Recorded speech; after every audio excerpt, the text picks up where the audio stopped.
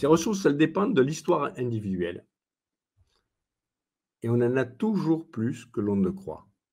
On va voir qu'on est capable des fois de les dériver ou d'aller les puiser dans des domaines où on ne penserait pas que cette ressource existe et qu'on puisse l'utiliser ailleurs.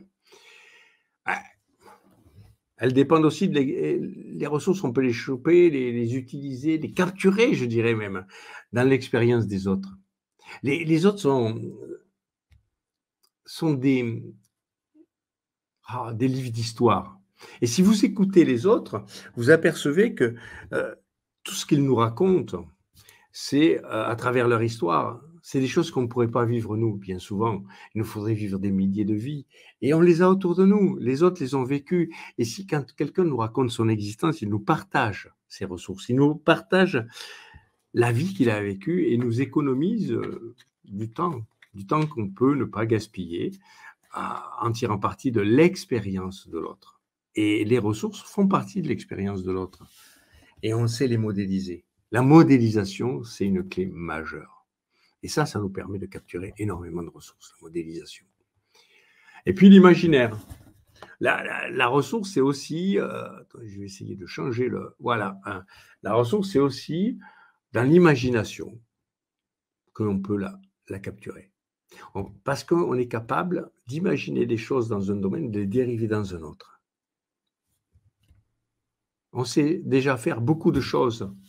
Et pour autant, on ne sait pas qu'on sait faire. On sait qu'on sait faire dans un domaine, mais on ne sait pas qu'on sait faire dans l'autre domaine. Et souvent, les choses, la plateforme est commune. N'oubliez pas une chose. L'être humain c'est quelque chose de complexe. Et pour autant, ses fonctionnements sont relativement simples. On a une base de schéma qu'on duplique dans à peu près tous les domaines.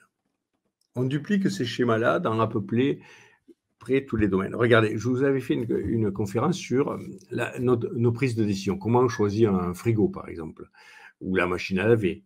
Et on s'aperçoit que ce processus sert à choisir aussi nos partenaires de vie. On a les mêmes processus de décision dans deux domaines différents. Bon, c'est un peu plus que deux, on en a beaucoup.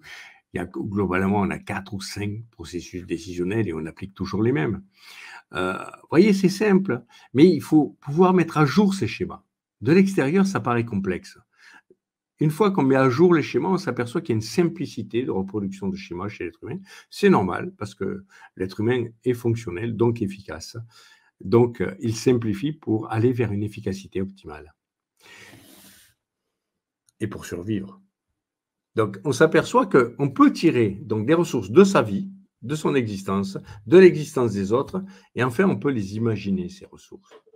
Le comme si de l'hypnose ou de la PNL est quelque chose d'assez fantastique. Si vous faites comme si ça existait, comme si c'était vrai, ça devient vrai.